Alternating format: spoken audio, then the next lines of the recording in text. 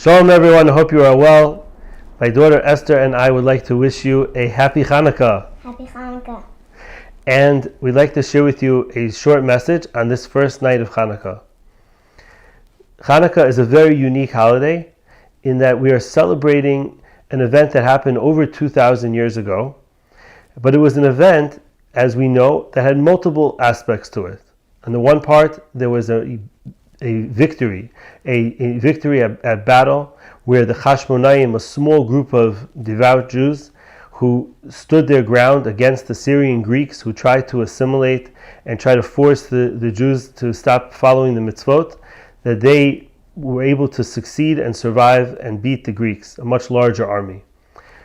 Additionally, we went into the Beit HaMikdash, which was totally defiled, and found one small jar of oil, and that jar of oil was able to burn for 8 days. What's really unique about Chanukah is that the Jews during this time were being controlled by the Syrian Greeks under the rule of Antiochus, but they were really given a lot of freedom. And they weren't being persecuted, except they were being told that they were not allowed to practice the Torah and mitzvahs, they weren't allowed to keep Shabbat, do Brit Milah, Rosh Chodesh. Many of the Jews at the time assimilated on their own. Over 50% of the Jews assimilated. But the others who wanted to hold on to their Jewish connection were being forced to assimilate. And the Chashmonaim stood up against them.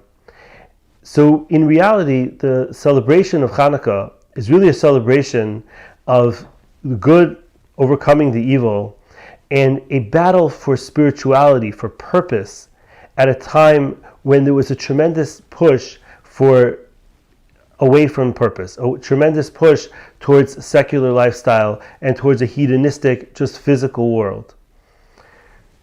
It's interesting, we put the menorah right at the front of our homes. It's the only mitzvah where we put outside of our homes. In Israel, we actually put the menorahs outside our house.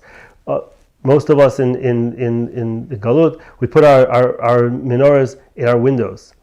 We don't put our matzahs in front of our house. We don't put our shofar in front of our house. Why is it that when it comes to Chanukah, we take our menorah and put it right at the front of our home? And I think the explanation is because we are making a statement that we won. How did we win? The true battle was not just a physical battle. They fought the physical battle for a spiritual purpose. And the true battle was a spiritual battle. And we are making a statement when we put a menorah in front of our home that this is not just a physical home. This is a spiritual home. This is a home that's built on ideas and values of kedusha, of holiness, of respect, values that go way deeper than just the pure physical four walls of our home. And we take that menorah and we put it right at the front of our house to show that this is a home that's spiritual and we're proud of that. And in this, we've won over the Greeks. The Greeks said there's no such thing as holiness. Shabbat is like any other day of the week. There's nothing that's special about the human being. They despise the concept of Brit Milah, because why should we do something, make a blemish to our body of the perfect human being? But in reality, we believe that we do these things because Hashem told us to do it, because we're living for a higher purpose.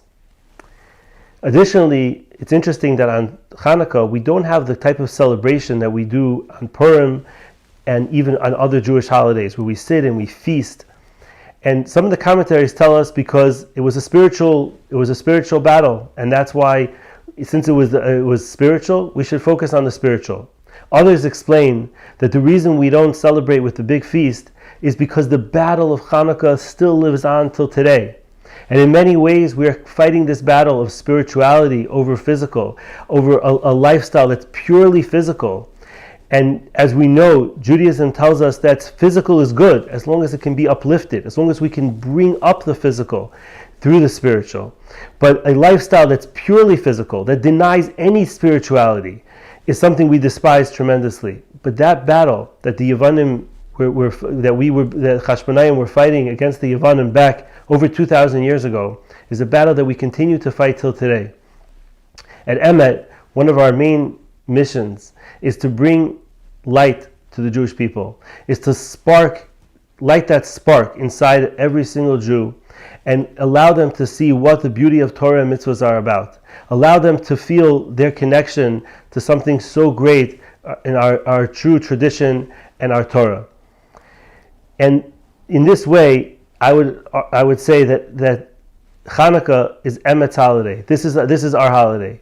This is the holiday that all year we live for. We live for this message of bringing light into the world, of bringing spirituality into the physical world, and of fighting for what the Chashmonaim fought for over 2,000 years ago.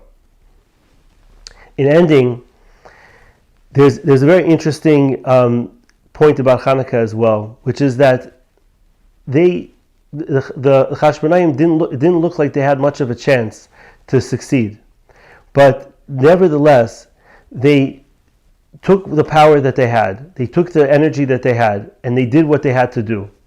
And amazing things happened, and it was a miracle that took place, and they were able to win in battle. And I think that this is a message to each and every one of us as well. That sometimes in life we found ourselves in a situation where we feel we don't have what it takes. We only have a little bit of energy. But the message is, go forward. Don't be afraid. Do like the Chashmonaim did. Fight for what's right. Do what's good. Do the right thing. And Hashem will help you find the way. And I think in this we can see the message of the menorah as well, that a small amount of oil was able to burn for 8 days. And I think we can look into ourselves and say that a small amount of energy that maybe we thought we don't have what it takes can ultimately overcome the evil. And in this we can find that spark of light, because even just a small spark of light can overcome a tremendous amount of darkness. We're living through difficult times, and there's a lot of darkness around us. But if we can connect to the message of Chanukah, to the message of the Chashmonaim, and continue to battle for good over evil, for light in darkness, and continue to try to bring spirituality into our lives, and to live a truly meaningful and purposeful lives, we will today, in 2020, win the battle that the Chashmonaim started over 2,000 years ago. Have a happy Chanukah, a Chanukah full of light, of happiness, of health, and B'ezrat Hashem will have an amazing year ahead. Chazak u'baruch everyone. Shabbat Shalom.